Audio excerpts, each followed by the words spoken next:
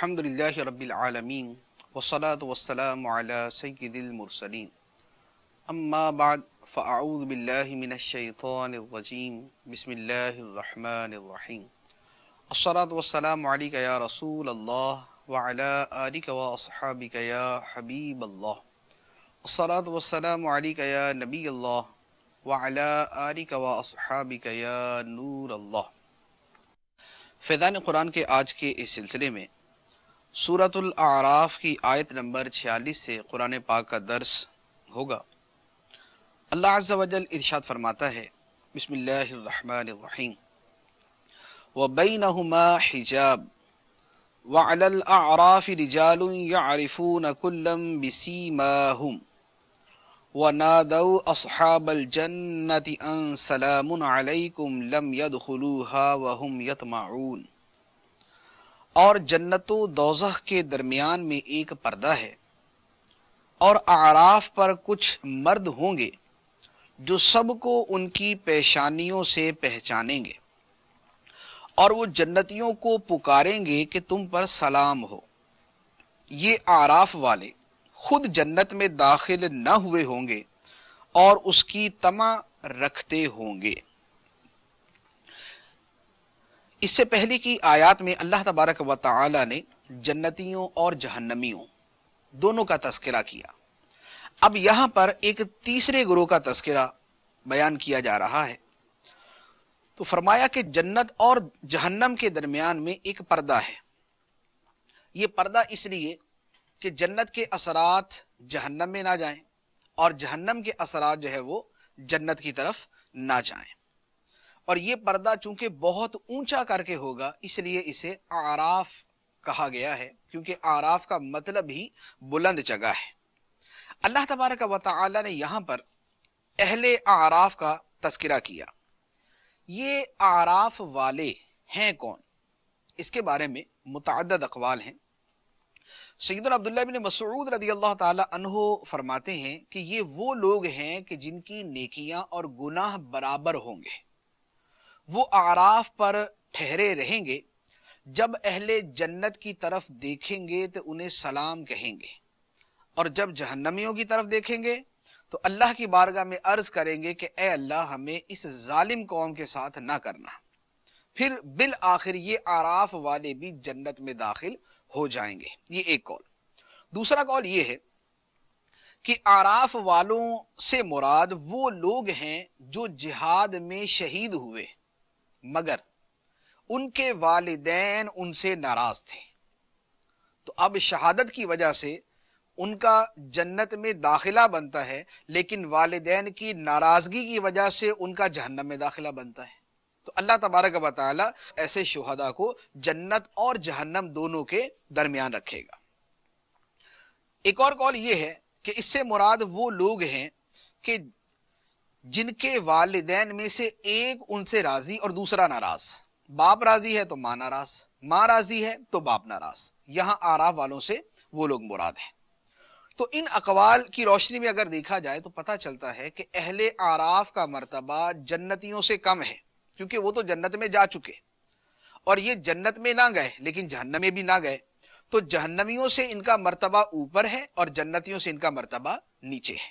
یہ ایک قول جو مذکورہ بالا اقوال کی روشنی میں سمجھ آتا ہے۔ دوسرا قول یہ ہے کہ اعراف میں انبیاء کرام علیہم السلام ہوں گے، اور وہ اس مکان عالی میں تمام اہل قیامت پر ممتاز کیے جائیں گے، اور ان کی فضیلت اور رتبہ عالیہ کا اظہار کیا جائے گا تاکہ جنتی اور دوزخی ان کو دیکھیں اور وہ ان سب کے احوال، ثواب و عذاب کے مقدار اور احوال کا معائنہ کریں۔ یعنی اس اعتبار سے یہ انبیاء کرام علیہ السلام کا اگر مقام ہے کہ یہ نہایت ممتاز اور بلند مقام پر ہوں گے، تو اس اعتبار سے اعراف والوں کا مقام یہ جنتیوں سے اوپر ہوا۔ پہلی والی تفسیر کے اعتبار سے جنتیوں سے نیچے، اور اس والی تفسیر کے اعتبار سے جنتیوں سے اوپر ہوا۔ اس کے بعد اللہ تعالیٰ نے فرمایا کہ یعرفون کلا بسیماہم۔ یہ اہل اعراف جنتیوں اور جہنمیوں دونوں کو ان کی نشانیوں سے پہچانیں گے۔ اب ان کی پیشانیوں کے نشانات سے ان کو پہچانیں گے. فرمایا کہ جنتیوں کے چہرے تو سفید اور تر و تازہ ہوں گے اور دوزخیوں کے چہرے سیاہ اور آنکھیں نیلی ہوں گی اور یہی ان کی علامتیں ہوں گی. چنانچہ حضرت عبداللہ ابن عباس رضی اللہ تعالی عنہما فرماتے ہیں کہ اعراف والے جب جنتیوں کو دیکھیں گے تو ان کے چہروں کی سفیدی سے انہیں پہچان لیں گے اور جب جہنمیوں کی طرف نظر کریں گے تو ان کے چہروں کی سیاہی کے ذریعے انہیں پہچان لیں گے. تو یہاں ان کا تذکرہ ہوا. اب اس کے بعد یہ اعراف والے جنتیوں کو مخاطب کر کے کہیں گے، جس کا یہاں پر بیان ہے وَنَادَوْا أَصْحَابَ الْجَنَّةِ. اعراف والے جنتیوں کو پکاریں گے، انہیں ندا کریں گے. کیا ندا کریں گے؟ کہ تم پر سلامتی ہو، ان کے لیے سلامتی کی دعا کریں گے. اب یہاں پر ایک بات جو یہاں سے معلوم ہوتی ہے، جنت اور جہنم میں لاکھوں میل کا فاصلہ ہے.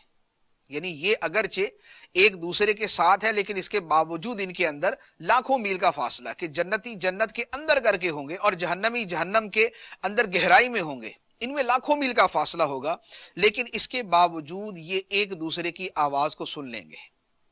جنتی جہنمی ایک دوسرے کی آواز کو سنیں گے اور جنتی اعراف والوں کی آواز کو بھی سنیں گے، جیسا کہ یہاں پر آیات کے اندر بیان کیا گیا. تو اس سے پتا چلا کہ دور سے سن لینا یہ کوئی ایسی چیز نہیں ہے کہ جس کو ثابت ماننے کے اوپر کوئی شرک لازم آتا ہو، کیونکہ شرک ایسی چیز نہیں ہے کہ دنیا کے اندر تو وہ چیز شرک نہ ہو لیکن قیامت کے دن وہ شرک بن جائے، یا قیامت کے دن وہ شرک نہ ہو لیکن دنیا کے اندر شرک بن جائے. تو دور سے سننے کی صلاحیت ہونا یہ جو ہے یہ کسی قسم کا کوئی شرک نہیں، بلکہ خود قرآن پاک کے اندر اللہ تبارک و تعالی نے حضرت سلیمان علیہ السلام کا واقعہ بیان فرمایا کہ جو آپ نے بڑی دور سے ایک چیونٹی کی آواز کو سن لیا تھا. تو اب چیونٹی کی آواز کو سن لینا اور وہ بھی دور سے سن لینا، تو اگر دور سے سننا یہ شرک ہوتا تو معاذ اللہ حضرت سلیمان علیہ السلام کے اس فعل کو کیا کہیں گے. تو اس سے پتہ چلا کہ دور سے سننے کی صلاحیت ہونا یہ کسی قسم کا کوئی شرک نہیں. اس کے بعد اللہ تبارک و تعالی ارشاد فرماتا ہے وَإِذَا صُرِفَتْ أَبْصَارُهُمْ تِلْقَاءَ أَصْحَابِ النَّارِ قَالُوا رَبَّنَا لَا تَجْعَلْنَا مَعَ الْقَوْمِ الظَّالِمِينَ. اور جب ان اعراف والوں کی آنکھیں جہنمیوں کی طرف پھیری جائیں گی تو کہیں گے اے ہمارے رب ہمیں ظالموں کے ساتھ نہ کرنا. جب جہنمیوں کو دیکھیں گے تو یہ اللہ تعالیٰ کی بارگاہ میں عرض کریں گے کہ اے اللہ ہمارا انجام ان کے ساتھ نہ کرنا. پھر یہ اصحاب اعراف جو ہیں یہ ان جہنمیوں کو بھی پکاریں گے. اللہ تبارک و تعالیٰ نے اس کا بھی یہاں تذکرہ فرمایا. ارشاد فرمایا وَنَادَا أَصْحَابُ الْأَعْرَافِ رِجَالًا يَعْرِفُونَهُمْ بِسِيمَاهُمْ قَالُوا مَا أَغْنَى عَنْكُمْ جَمْعُكُمْ وَمَا كُنْتُمْ تَسْتَكْبِرُونَ. اور اعراف والے کچھ مردوں کو پکار کر کہیں گے جنہیں ان کی پیشانیوں سے پہچانتے ہوں گے. کیا کہیں گے؟ کہیں گے تمہاری جماعت اور جو تم تکبر کرتے تھے وہ تمہیں کام نہ آیا. اعراف والے جہنمیوں سے کہیں گے، ان کو پہچانیں گے ان کی پیشانیوں سے، ان کے چہرے جو ہے وہ سیاہ ہوں گے. ان سے کہیں گے کہ تمہاری جماعت اور جو تم دنیا میں تکبر کیا کرتے تھے یہ تمہیں کام نہ آیا. اس کے بعد یہ اصحاب اعراف ایک مزید بات ان جہنمیوں سے کہیں گے جو بڑی قابل غور ہے اور جس کو دیکھ کر جو ہے وہ اپنے اعمال کا محاسبہ کرنے کی بھی حاجت ہے. یہ ان سے کہیں گے اَهَٰؤُلَاءِ الَّذِينَ أَقْسَمْتُمْ لَا يَنَالُهُمُ اللَّهُ بِرَحْمَةٍ ادْخُلُوا الْجَنَّةَ لَا خَوْفٌ عَلَيْكُمْ وَلَا أَنْتُمْ تَحْزَنُونَ. کیا یہ وہی لوگ ہیں جن کے متعلق تم قسمیں کھا کر کہتے تھے کہ اللہ ان پر رحمت نہیں کرے گا؟ ان سے تو فرمایا گیا ہے کہ تم جنت میں داخل ہو جاؤ، تم پر نہ کوئی خوف ہے اور نہ تم غمگین ہوگے. اعراف والے جہنمی کافروں سے کہیں گے، ان سے بات کرتے ہوئے یہ جنتیوں کی طرف اشارہ کریں گے اور ان سے کہیں گے کہ یہ جنتی جو غریب تھے، جو فقیر تھے، جو مسکین تھے، جو مال و زر نہ رکھتے تھے دنیا کے اندر، ان کے بارے میں تو تم قسمیں کھا کر یہ کہتے تھے کہ اللہ کی قسم اللہ تعالیٰ انہیں اپنی رحمت سے نہیں نوازے گا، جبکہ اب حال یہ ہے کہ تم تو جہنم میں پڑے ہوئے ہو، لیکن اللہ تبارک و تعالی نے ان سے فرمایا کہ اے ایمان والو تم جنت میں داخل ہو جاؤ، نہ تم پر کوئی خوف ہے اور نہ تم غمگین ہوگے۔ یعنی اے کافرو، تمہارا مال، تمہاری جماعت، تمہارے اسباب، تمہارا زر، تمہاری دولت، یہ تمہیں فائدہ نہ پہنچا سکی، اور ان کی غربت نے انہیں نقصان نہ پہنچایا، ان کی غربت ان کے لیے نقصان دہ نہ ہوئی، اور تمہارا مال و دولت تمہارے لیے فائدے مند نہ ہوا، تو اب بتاؤ تم کیا کہتے ہو؟ کیا ان کے بارے میں تم اللہ کی قسمیں کھا کر کہتے تھے کہ اللہ تعالیٰ کی رحمت ان کو نہیں پہنچے گی؟ تو انہیں تو اللہ تعالیٰ کی رحمت پہنچ گئی۔ اب اس کے بعد جہنمی جو ہے وہ جنت والوں سے بات کریں گے۔ اب یہ ایک اور کلام ہے جس کا بیان کیا، فرمایا وَنَادَى أَصْحَابُ النَّارِ أَصْحَابَ الْجَنَّةِ أَنْ أَفِيضُوا عَلَيْنَا مِنَ الْمَاءِ أَوْ مِمَّا رَزَقَكُمُ اللَّهُ قَالُوا إِنَّ اللَّهَ حَرَّمَهُمَا عَلَى الْكَافِرِينَ، اور جہنمی جنتیوں کو پکاریں گے کہ ہمیں کچھ پانی دے دو یا اس رزق میں سے کچھ دے دو جو اللہ نے تمہیں دیا ہے۔ جنتی کہیں گے بے شک اللہ نے یہ دونوں چیزیں کافروں پر حرام کر دی ہیں۔ جہنمیوں کا جنتیوں سے مکالمہ اور ان سے درخواست۔ حضرت عبداللہ بن عباس رضی اللہ تعالی عنہما سے مروی ہے کہ جب اعراف والے جنت میں چلے جائیں گے تو اب جہنمیوں کو بھی لالچ پیدا ہوگا کہ ہو سکتا ہے ہم بھی چلے جائیں، کیونکہ یہ لوگ جنت میں نہیں گئے تھے اور ان کو اجازت مل گئی جانے کی، تو ہم اگرچہ جہنم میں تو ہو سکتا ہے ہمیں بھی اجازت مل جائے۔ تو اب وہ عرض کریں گے کہ اے اللہ، جنت میں ہمارے رشتہ دار ہیں تو ہمیں اجازت عطا فرما، ہم انہیں دیکھ سکیں، ان سے بات کر سکیں، انہیں اجازت دی جائے گی۔ تو یہ جہنمی اپنے رشتہ داروں کو جنت کی نعمتوں میں دیکھیں گے اور پہچان لیں گے۔ ہاں جنتی جو ہے وہ جہنمیوں کو نہیں پہچانیں گے، کیونکہ جہنمیوں کے چہرے بگڑے ہوئے ہوں گے۔ اس وقت یہ جہنمی جنتیوں کے نام لے لے کر پکاریں گے، کوئی اپنے باپ کو پکارے گا، کوئی اپنے بھائی کو پکارے گا اور کہے گا کہ ہائے میں جل گیا، مجھ پر پانی ڈالو، اللہ نے تمہیں جو رزق دیا اس میں سے کچھ کھانے کو دے دو۔ تو ان کی پکار سن کر جنتی کہیں گے ان اللہ حرمہما علی الکافرین، بے شک اللہ تعالیٰ نے یہ دونوں چیزیں کافروں پر حرام کر دی ہیں، یعنی کھانا بھی اور پینا بھی۔ اللہ تعالیٰ نے یہ دونوں آسائش کی چیزیں جہنمیوں پر حرام کر دی ہیں۔ یہاں جہنمیوں سے مراد جو ہے وہ جو حد کفر تک پہنچے ہوئے، یعنی جو کافر ہیں ان کے لیے۔ اب ان کافروں کا وصف آگے بیان کیا کہ یہ کس قسم کے کافر تھے، ان کی حرکات کیا تھی۔ ارشاد فرمایا الذین اتخذوا دینہم لہوا ولعبا وغرتہم الحیاۃ الدنیا فَالْيَوْمَ نَنْسَاهُمْ كَمَا نَسُوا لِقَاءَ يَوْمِهِمْ هَذَا وَمَا كَانُوا بِآيَاتِنَا يَجْحَدُونَ، جنہوں نے اپنے دین کو کھیل تماشا بنا لیا اور دنیا کی زندگی نے انہیں دھوکہ دیا، تو آج ہم انہیں چھوڑ دیں گے کیونکہ انہوں نے اپنے اس دن کی ملاقات کو بھلا رکھا تھا اور وہ ہماری آیتوں سے انکار کرتے تھے۔ کافروں کی چند نشانیاں جو ہے اللہ تبارک و تعالیٰ نے بیان فرمائیں جو ان کے کفر کا سبب تھی یا ان کے کفر کو ظاہر کرنے والی تھی۔ فرمایا کہ اپنے دین کو انہوں نے کھیل تماشا بنا لیا، دین کا مذاق اڑانا یا کھیل کود اور اپنے تماشے اور اپنی غفلت ہی کو اپنا دین سمجھنا، اور دنیا کی زندگی نے انہیں دھوکے میں ڈالا کہ دنیا کی زندگی میں پڑھ کر اللہ تبارک و تعالیٰ کو بھول گئے، قیامت کو بھول گئے، اپنی آخرت کے انجام کو بھول گئے اور اللہ تعالیٰ کی آیتوں کا انکار کرتے تھے۔ یہ کافروں کے اوصاف ہیں۔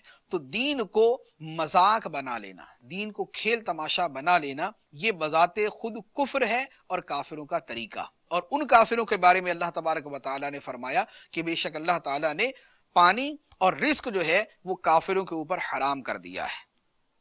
تو ہمارے معاشرے کے اندر مسلمان کہلانے والوں میں بھی ان لوگوں کی کمی نہیں کہ جو دین کا مذاق اڑاتے ہیں، جو دین کی چیزوں کا مذاق اڑاتے ہیں، جو قرآن پاک کے صریح احکام سننے کے باوجود اس کا انکار کرتے ہیں، خواہ وہ کسی بھی نام سے کرے، تحقیق کے نام پہ کرے، مذاق کے نام پہ کرے، کامیڈی کے نام پہ کریں، مستی اور مسخری کے نام پہ کریں، خوشی یا غمی کے نام پر کریں، جو بھی دین کا مذاق اڑانے کی صورت ہوگی، جو دین کے ساتھ استہزاء ہوگا، وہ بہر صورت کفر ہوگا، خواہ وہ کسی بھی صورت میں کیا جائے۔ اللہ تبارک و تعالی ہمیں اس سے پناہ عطا فرمائے۔ اس کے بعد اللہ تبارک و تعالی نے ارشاد فرمایا وَلَقَدْ جِئْنَاهُمْ بِكِتَابٍ فَصَّلْنَاهُ عَلَىٰ عِلْمٍ هُدًى وَرَحْمَةً لِقَوْمٍ يُؤْمِنُونَ، اور بے شک ہم ان کے پاس ایک کتاب لائے جسے ہم نے ایک عظیم علم کی بنا پر بڑی تفصیل سے بیان کیا، وہ ایمان لانے والوں کے لیے ہدایت اور رحمت ہے۔ اللہ تعالیٰ نے فرمایا ہم ان کے پاس ایک کتاب لے کر آئے، یعنی قرآن پاک۔ جو کفار اس کا انکار کرنے والے تھے، ہماری آیات کا انکار کرنے والے، دین کا مذاق اڑانے والے، اس کو کھیل تماشا بنانے والے، فرمایا کہ ہم ان کے پاس ایک کتاب لے کر آئے، اور اس کتاب میں ہم نے ایک عظیم علم کی بنا پر بڑی تفصیل کے ساتھ بیان کیا، بڑی تفصیل کے ساتھ اس میں دین کو بیان کیا، اللہ تعالیٰ کی عظمت کو بیان کیا، اللہ تعالیٰ کے بارے میں جو اعتقادات رکھنے ہیں ان عقیدوں کو بیان کیا۔ تو ہم نے اس کتاب کے اندر بڑی تفصیل کے ساتھ بیان کیا، لیکن یہ کتاب صرف ایمان والوں کے لیے ہدایت اور رحمت ثابت ہوئی، کیونکہ جو نہ ماننے والے ہیں انہوں نے تو اس کا انکار کر کے الٹا جہنم کو مول لیا۔ تو کتاب اگرچہ ہدایت اور رحمت سب کے لیے بن کر آئی تھی کہ اسے فائدہ اٹھایا جائے، لیکن چونکہ اس کی ہدایت سے فائدہ صرف اہل ایمان نے اٹھایا، اسی لیے ہدی ورحمۃ لقوم یؤمنون فرمایا گیا۔ اس کے بعد اللہ تبارک و تعالی ارشاد فرماتا ہے هل ينظرون الا تأویلہ یوم یأتی تأویلہ یقول الذین نسوہ من قبل قد جاءت رسل ربنا بالحق فهل لنا من شفعاء فيشفعوا لنا او نرد فنعمل غیر الذی كنا نعمل قد خسروا انفسهم وضل عنهم ما كانوا يفترون۔ وہ صرف قرآن کے کہے ہوئے آخری انجام کا انتظار کر رہے ہیں۔ جس دن وہ آخری انجام آئے گا تو جو اس سے پہلے بھولے ہوئے تھے بول اٹھیں گے کہ بے شک ہمارے رب کے رسول حق کے ساتھ تشریف لائے، تو ہیں کوئی ہمارے سفارشی جو ہماری شفاعت کر دیں، یا ہمیں واپس بھیج دیا جائے تو ہم جو عمل پہلے کیا کرتے تھے اس کے برخلاف عمل کر لیں گے۔ بے شک انہوں نے اپنی جانیں نقصان میں ڈالی اور ان سے وہ جھوٹے معبود کھو گئے جن کا یہ بہتان باندھتے تھے۔ آیت مبارکہ میں پہلی آیت میں تو فرمایا کہ ہم نے قرآن پاک کو تفصیل کے ساتھ بیان کر دیا، اس میں ہم نے ہر شے کو کھول کر بیان کر دیا، لیکن اس کے باوجود چونکہ یہ کفار ایمان نہیں لائے اور نہیں لا رہے اور اپنی ضد اور سرکشی اور ہٹ درمی کے اوپر ڈٹے ہوئے ہیں، تو فرمایا کہ پھر اب یہ کس بات کا انتظار کر رہے ہیں؟ یہ پھر قرآن کے بیان کردہ انجام کا انتظار کر رہے ہیں کہ قرآن پاک نے جو فرمایا کہ ایمان نہ لاؤ گے تو تمہارے ساتھ یہ ہوگا، یہ عذاب آئے گا، یوں تمہارے ساتھ کیا جائے گا، تو پھر یہ قرآن کے بیان کردہ آخری انجام کا انتظار کر رہے ہیں۔ قرآن پاک کا بیان کردہ انجام جو ہے یہ کوئی معمولی بات نہیں ہے، جب وہ آئے گا تو پھر اس وقت ان کی حالت یہ ہوگی کہ جس بات کو پہلے بھلا بیٹھے تھے اس وقت کہیں گے کہ ہاں ہمارے رب کے رسول ہمارے پاس حق لے کر تشریف لائے، اور قیامت کے دن پھر یہ کہیں گے کہ کوئی ہمارا سفارشی ہے جو ہمارے لیے شفاعت کر دے، یا ہمیں دنیا میں واپس لوٹا دیا جائے تو دنیا میں جو ہم پہلے کام کیا کرتے تھے ان کو بدل کر اچھے کام کرنا شروع کر دیں، اپنے گناہوں کو، اپنے برے اعمال کو، اپنی بد اعمالیوں کو چھوڑ کر ہم اچھے اعمال کی طرف آ جائیں، تو کیا ہمارے لیے اس کا موقع ہے؟ یا اگر واپس نہیں جا سکتے تو اب میدان قیامت میں کیا کوئی ہماری شفاعت کر سکتا ہے؟ کیا کوئی ہماری سفارش کر سکتا ہے؟ تو اللہ تبارک و تعالیٰ فرماتا ہے قد خسروا انفسہم، انہوں نے اپنی جانوں کو نقصان میں ڈالا، وضل عنہم ما کانوا یفترون، اور ان سے گم ہو گئے وہ جھوٹے معبود جن کا یہ بہتان باندھتے تھے۔ یعنی نہ تو اب ان کے پاس واپس لوٹنے کا راستہ کہ دنیا میں جا کر اب اچھے عمل کر لیں، وہ موقع ختم ہو چکا، اور نہ قیامت کے میدان میں اب ان کے سفارشی ہیں، وہ بھی سارے ان سے گم ہو گئے، وہ سارے ان سے ختم ہو گئے۔ تو اب ان کو جو ہے کسی قسم کی کوئی مہلت اور کوئی موقع نہیں دیا جائے گا۔ یہاں پر اگر پچھلی متعدد آیات کو ہم لے کر چلیں تو ہمیں سمجھ آتا ہے اللہ تبارک و تعالیٰ نے جہنمیوں کا تذکرہ کیا، جنتیوں کا تذکرہ کیا، اصحاب اعراف کا تذکرہ کیا، پھر ان سب کے آپس کے اندر مکالمے، ان کی بات چیت، جنتیوں کی نعمتیں، جہنمیوں کے عذاب، جنتیوں کی خوشیاں، جہنمیوں کی حسرتیں، یہ ساری چیزیں بیان کی۔ ان ساری چیزوں کے بیان کرنے کا مقصد کیا ہے؟ ان تمام چیزوں کے بیان کا مقصد ہر فرد کا اپنی ذات کے حوالے سے محاسبہ کرنا، اپنی ذات کے بارے میں غور کرنا، اپنے آپ کو دیکھنا کہ وہ کس گروہ میں جا رہا ہے۔ وہ خدا کو یاد کرنے والوں میں ہے یا خدا کو بھلانے والوں میں سے؟ وہ آخرت کی تیاری کرنے والوں میں سے ہے یا آخرت کو فراموش کرنے والوں میں سے؟ وہ آخرت کی تیاری کرنے والوں میں سے ہے یہ محض دنیا کے اندر منہمک ہونے والوں میں سے؟ وہ ایمان اور ایمان کامل کے تقاضے پورا کرنے والا ہے یا معاذ اللہ کفر اور اس کے تقاضوں کی طرف جانے والا ہے؟ تو ہر آدمی ان چیزوں کو سامنے رکھ کر اپنے اعمال کے حوالے سے غور کرے اور اپنی ذات کے بارے میں غور کرے کہ میرا انجام کیا ہو سکتا ہے اور مجھے کس انجام کے لیے تیاری کرنی چاہیے۔ اس کے بعد اللہ تبارک و تعالی نے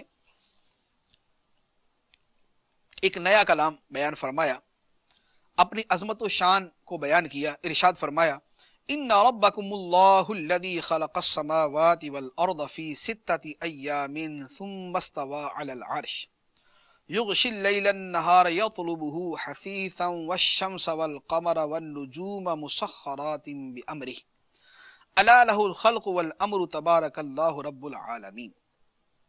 بے شک تمہارا رب اللہ ہے جس نے آسمان اور زمین 6 دن میں بنائے، پھر عرش پر استوا فرمایا جیسا اس کی شان کے لائق ہے۔ رات دن کو ایک دوسرے سے ڈھانپ دیتا ہے کہ ایک دوسرے کے پیچھے جلد جلد چلا آ رہا ہے، اور اس نے سورج اور چاند اور ستاروں کو بنایا اس حال میں کہ سب اس کے حکم کے پابند ہیں۔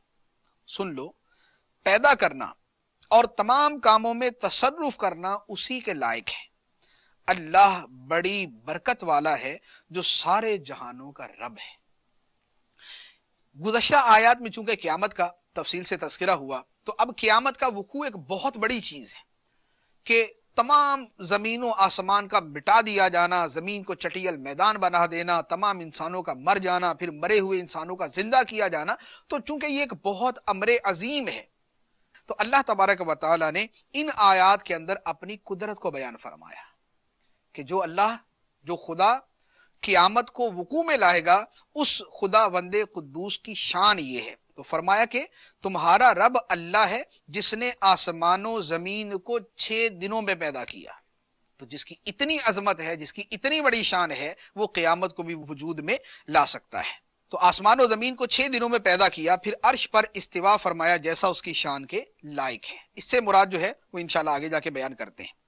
پھر فرمایا کہ رات اور دن کو ایک دوسرے سے ڈھانپ دیتا ہے کہ رات آتی ہے تو دن چلا جاتا ہے، اور دن آتا ہے تو رات کی تاریکی جو ہے وہ چلی جاتی ہے، اور یہ دونوں ایک دوسرے کے پیچھے چلے آ رہے ہیں۔ اور اللہ تعالیٰ نے ایسا نظام بنایا ہے کہ ان کے جو اسباب ہیں وہ ختم نہیں ہوتے۔ ایسا نہیں ہے کہ سورج کی روشنی ختم ہو جائے تو اب دوبارہ روشنی نہ ہو، ایسا نہیں۔ اللہ تبارک و تعالیٰ نے ایسا مستحکم اور محکم اور مضبوط نظام بنایا ہے کہ کب سے چلتا آ رہا ہے اور کب تک چلتا رہے گا ہمیں اس کا معلوم نہیں۔ جب تک اللہ تبارک و تعالیٰ اس نظام کو چلائے گا یہ چلتا رہے گا، اور اللہ عز و جل ہی اس نظام کو ختم فرمائے گا تو یہ ختم ہوگا۔ تو یہ اس کی قدرت کی ایک نشانی، اور اس کی مزید نشانی کہ اس نے سورج اور چاند اور ستاروں کو پیدا کیا، اور یہ سارے کے سارے اللہ کے حکم کے پابند ہیں۔ سورج بھی اس کے حکم کا پابند ہے، چاند بھی اس کے حکم کا پابند ہے، اور تمام ستارے جو کروڑوں اربوں کھربوں کی تعداد میں ہیں، وہ تمام کے تمام بھی اللہ تعالیٰ کے حکم کے پابند ہیں۔ ان کی ایک ذرہ برابر کی حرکت یا ان کا سکون اللہ تبارک و تعالیٰ کے حکم کے تابع ہے۔ اللہ تبارک و تعالیٰ جیسے چاہتا ہے ان کے اندر تصرف فرماتا ہے۔ جب تک چاہے گا ان کو برقرار رکھے گا، اور جب چاہے گا سب کچھ مٹا دے گا۔ تو فرمایا کہ الا لہ الخلق والامر، تمام پیدا کرنا اور تمام کاموں میں تصرف کرنا اسی اللہ کی شایان شان ہے، اسی اللہ کے لائق ہے۔ تبارک اللہ رب العالمین، اللہ بڑی برکت والا ہے جو سارے جہانوں کا رب ہے۔ اب یہاں پر آیت میں ثم استوى علی العرش، پھر اللہ تعالیٰ نے عرش پر استوا فرمایا جیسا اس کی شان کے لائق ہے، یہ بیان فرمایا گیا۔ اس سے کیا مراد ہے؟ ایک تو اس کا معنی وہی کہ متشابہات میں سے ہے، اور متشابہات کا معنی اللہ تعالیٰ کے علم کے سپرد کرتے ہیں کہ اس سے مراد کیا ہے، یہ اللہ تعالیٰ جانتا ہے، کیونکہ استوا کا معنی بظاہر تو ہے کسی چیز کے اوپر بیٹھنا، اور استوا علی العرش کا مطلب ہوا عرش پر بیٹھنا۔ تو اللہ تبارک و تعالی جو ہے اس طرح کی جسم اور جسمانیت سے پاک ہے۔ تو اب اس کا کیا معنی ہے، یہ ہم اللہ تعالیٰ کے علم کے حوالے کرتے ہیں۔ اسے تسلیم و تفویض کہا جاتا ہے، سپرد کر دینا ان آیات کے معنی کو اللہ تعالیٰ کے علم کے۔ اور دوسرا جو اہل تعویل کا مذہب ہے کہ ان آیات کا وہ معنی بیان کیا جائے کہ جو لغت عرب، محاورہ عرب سے جس کی تائید ہوتی ہو۔ تو اس اعتبار سے اعلیٰ حضرت عظیم البرکت شاہ امام احمد رضا خان علی رحمت الرحمٰن نے فتاوی رضویہ شریف کے اندر اس کے متعدد معنی بیان فرمایا کہ استوا کا ایک معنی ہے قہر و غلبہ۔ اللہ تعالیٰ نے عرش پر استوا فرمایا، یعنی عرش پر غالب و قاہر ہے، اور عرش ساری دنیا سے اوپر ہے، تو لہذا ساری دنیا کے اوپر بھی وہ قاہر و غالب ہے۔ تو استوا بمعنی قہر و غلبہ۔ دوسرا استوا بمعنی علو، علو کا معنی بلندی، یعنی اللہ تعالیٰ عرش پر بلند ہے۔ کس اعتبار سے؟ اپنی شان، مالکیت اور سلطنت کے اعتبار سے، نہ کہ کسی جسمانی معنی کے اعتبار سے۔ علو مکان نہیں بلکہ علو مالکیت و سلطان مراد ہے۔ تیسرا معنی استوا کا بمعنی قصد و ارادہ، یعنی اللہ تعالیٰ نے عرش کا ارادہ فرمایا۔ عرش کا ارادہ فرمایا یعنی عرش کی تخلیق کرنے کا ارادہ فرمایا، تو اس کی تخلیق کو شروع کر دیا۔ اور استوا کا چوتھا معنی ہے فراغ و تمامی کار، یعنی سلسلہ خلق، یعنی مخلوق کو جو پیدا کرنے کا سلسلہ ہے وہ اللہ تعالیٰ نے عرش پر ختم فرمایا، یعنی جو اللہ تعالیٰ نے اس وقت مخلوق پیدا فرمائی اس کے سلسلے کو عرش پر ختم فرمایا۔ تو کوئی چیز عرش سے باہر نہیں، دنیا و آخرت میں جو کچھ بنایا ہے اور بنائے گا دائرہ عرش سے باہر نہیں، بلکہ عرش تمام مخلوق کو حاوی ہے۔ تو یہ ثم استوى علی العرش کی ایک تفسیر جو اعلیٰ حضرت الرحمٰن نے بیان فرمائی۔ اس کے بعد اللہ تبارک و تعالی ارشاد فرماتا ہے ادعوا ربکم تضرعا وخفیہ انہ لا يحب المعتدین، اپنے رب سے گڑ گڑاتے ہوئے اور آہستہ آواز سے دعا کرو، بے شک وہ حد سے بڑھنے والوں کو پسند نہیں فرماتا۔ اپنے رب سے گڑ گڑاتے ہوئے اور آہستہ آواز سے دعا کرو۔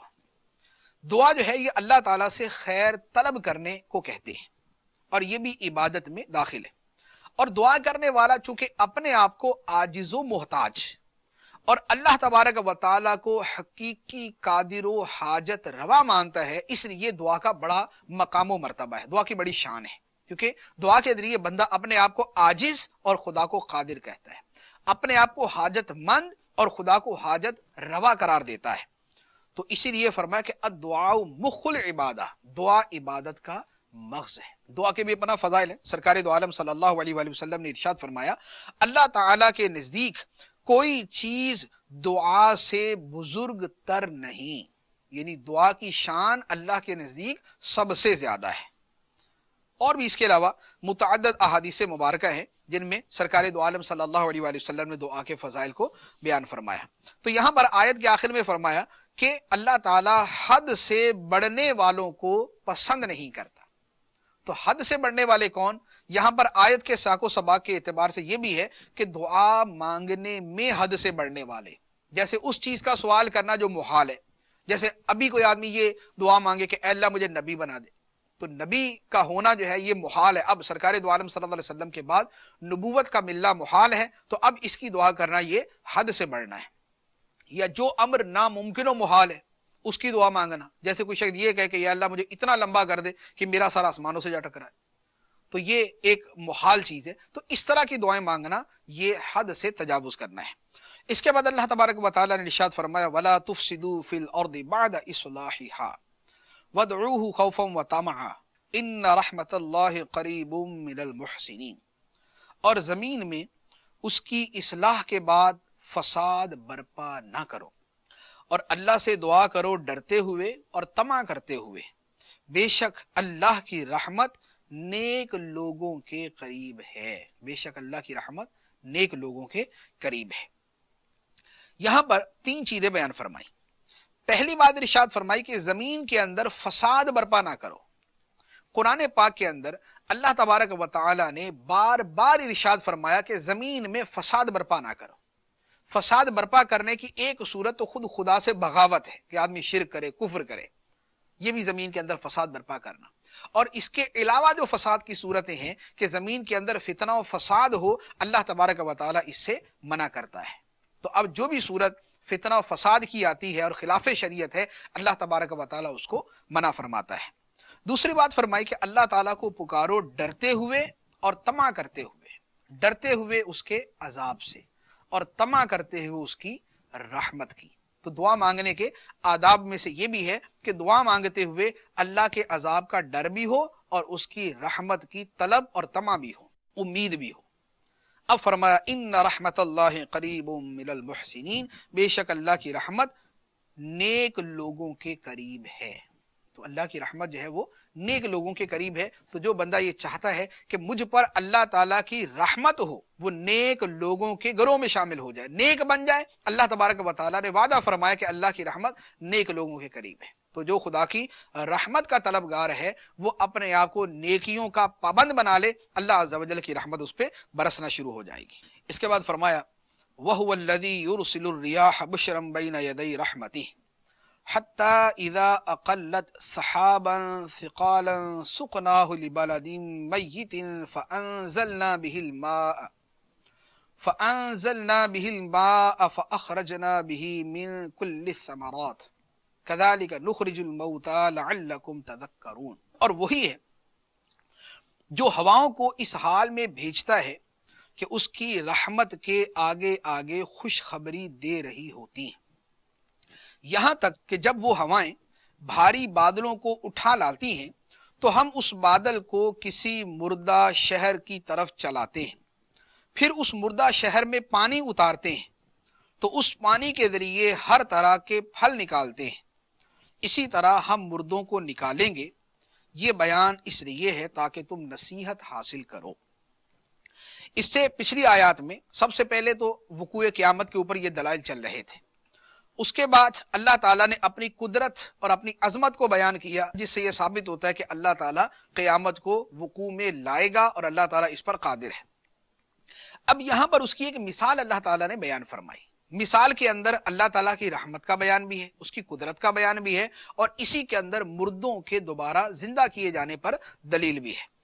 وہ کیا ہے کہ یہ ساری چیزیں کہ ہوائیں جو ہے یہ بادلوں کو اٹھاتی ہیں، پھر ان کو چلاتی ہیں، چلا کر کسی مردہ زمین کی طرف لے کے جاتی ہیں، وہاں بارش برستی ہے.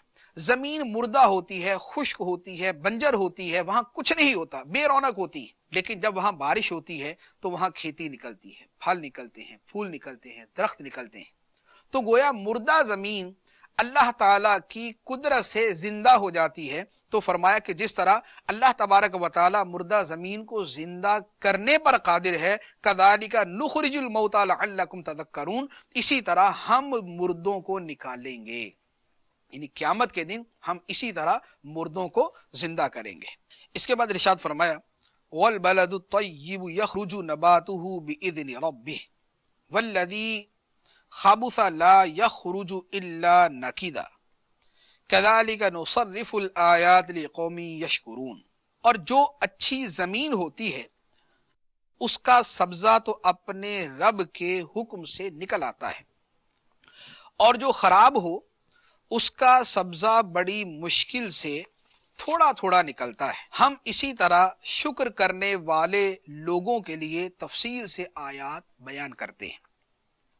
یہاں اللہ تعالیٰ نے 2 زمینوں کی مثال دی، ایک پاکیزہ اور اچھی زمین، اور دوسری ناکارہ زمین. مفسرین کرام نے فرمایا کہ اچھی زمین یہ مومن کی مثال ہے.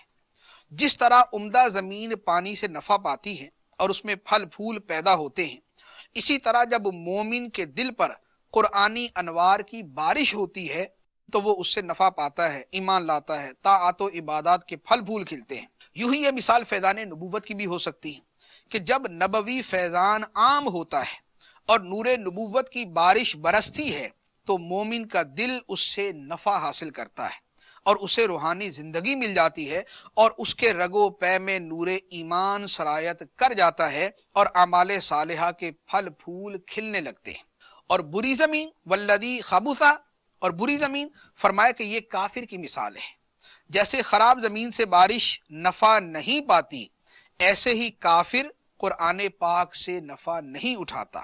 اور یوں ہی جب فیضان نبوت کی بارش ہوتی ہے تو کافر کا خبیث دل اس فیضان سے اسی طرح محروم رہتا ہے جس طرح بہترین بارش سے کانٹے دار اور جھاڑ جنکار والی زمین محروم رہتی ہے۔ تو اللہ تبارک و تعالی ہمیں اس پہلی قسم کے اندر جو ہے وہ داخل فرمائے کہ ہمارے دل پر بھی قرآنی انوار کی بارش ہو، تو یہاں پر انوار و تجلیات جو ہے وہ پیدا ہوں، یہاں سے اعمال صالحہ طاعات و عبادات کے پھل پھول کھلنا شروع ہو جائے۔ اس کے بعد اللہ تبارک و تعالی نے حضرت نوح علیہ السلام کا تذکرہ کیا۔ نوح علیہ السلام کا تذکرہ کرنے کا یہاں پر ایک ربط جو گزشتہ آیات سے وہ یہ ہے کہ قیامت کے بارے میں اللہ تعالیٰ نے بیان فرمایا۔ اب نوح علیہ السلام کا تذکرہ اور اس میں قیامت کا تذکرہ بیان کر کے یہ فرما دیا کہ یہ قیامت کا ذکر اور قیامت کے ذریعے نصیحت حاصل کرنا یہ کوئی سرکار دو عالم صلی اللہ تعالیٰ علیہ وآلہ وسلم کے آنے کے بعد نہیں ہوا، بلکہ جو دنیا کی تاریخ ہے اس کے اندر بھی یہ چیز چلتی آ رہی ہے کہ گزشتہ انبیاء اور رسول بھی اپنی قوموں کو قیامت سے ڈرایا کرتے تھے، لیکن جب ان کی قوموں نے ان کی بات تسلیم نہ کی تو ان کی قومیں عذاب الہی میں گرفتار ہوئیں۔ تو اے اس زمانے کے لوگوں، تم بھی اس بات کو اپنے پیش نظر رکھو کہ کہیں ایسا نہ ہو کہ سرکار دو عالم صلی اللہ علیہ وآلہ وسلم کی بات تسلیم نہ کر کے تم بھی اسی عذاب کے اندر مبتلا ہو جاؤ۔ تو حضرت نوح علیہ السلام کا تذکرہ کیا، فرمایا لَقَدْ أَرْسَلْنَا نُوحًا إِلَىٰ قَوْمِهِ فَقَالَ يَا قَوْمِ اعْبُدُوا اللَّهَ مَا لَكُم مِّنْ إِلَٰهٍ غَيْرُهُ انی اخاف علیکم عذاب یوم عظیم۔ بے شک ہم نے نوح کو اس کی قوم کی طرف بھیجا تو اس نے کہا اے میری قوم، اللہ کی عبادت کرو، اس کے سوا تمہارا کوئی معبود نہیں، بے شک میں تم پر بڑے دن کے عذاب کا خوف کرتا ہوں۔ یہ حضرت نوح علیہ السلام نے اپنی قوم کو یہ بات سمجھائی۔ تو قوم نے کیا جواب دیا؟ فرمایا قال الملأ من قومه انا لنراک فی ضلال مبین۔ اس کی قوم کے سردار بولے بے شک ہم تمہیں کھلی گمراہی میں دیکھتے ہیں۔ یعنی قوم جو خود گمراہ ہے وہ اپنی گمراہی کا اقرار کرنے کی بجائے حضرت نوح علیہ السلام سے کہتی ہے کہ ہم تو تمہیں کھلی گمراہی میں دیکھ رہے ہیں۔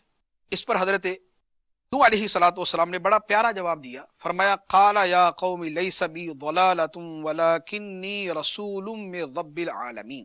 فرمایا اے میری قوم، مجھ میں کوئی گمراہی نہیں، میں تو رب العالمین کا رسول ہوں۔ پھر اس کے بعد فرمایا ابلغکم رسالات ربی وانصح لکم واعلم من اللہ ما لا تعلمون۔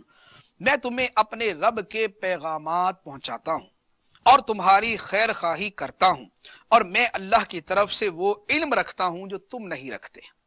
اوعجبتم ان جاءکم ذکر من ربکم علی رجل منکم لینذرکم ولتتقوا ولعلکم ترحمون۔ اور کیا تمہیں اس بات پر تعجب ہے کہ تمہارے پاس تمہارے رب کی طرف سے تمہیں میں سے ایک مرد کے ذریعے نصیحت آئے تاکہ وہ تمہیں ڈرائے اور تاکہ تم ڈرو اور تاکہ تم پر رحم کیا جائے۔ یہ حضرت نوح علیہ السلام کا پورا بیان ہے جو اللہ تبارک و تعالیٰ نے بیان فرمایا۔ لیکن قوم نے اس کا جواب کیا دیا اور اس کا انجام کیا ہوا، اللہ تعالیٰ نے اس کو بیان کیا۔ فرمایا فَكَذَّبُوهُ فَأَنْجَيْنَاهُ وَالَّذِينَ مَعَهُ فِي الْفُلْكِ وَأَغْرَقْنَا الَّذِينَ كَذَّبُوا بِآيَاتِنَا إِنَّهُمْ كَانُوا قَوْمًا عَمِينَ۔ تو انہوں نے نوح کو جھٹلایا تو ہم نے اسے اور جو اس کے ساتھ کشتی میں سوار تھے سب کو نجات دی، اور ہماری آیتیں جھٹلانے والوں کو غرق کر دیا۔ بے شک وہ اندھے لوگ تھے، وہ اندھے تھے دل کے کہ اللہ تبارک و تعالی کی آیات کو نہ دیکھ سکے اور حضرت نوح علیہ السلام پر ایمان نہ لا سکے۔ اللہ تبارک و تعالی اپنے انبیاء کرام علیہ السلام پر ایمان رکھنے پر ہمیں ثابت قدم فرمائے، ان کی تعلیمات پر عمل کرنے کی توفیق عطا فرمائے۔ آمین بجاہ النبی الامین صلی اللہ تعالی علیہ وسلم۔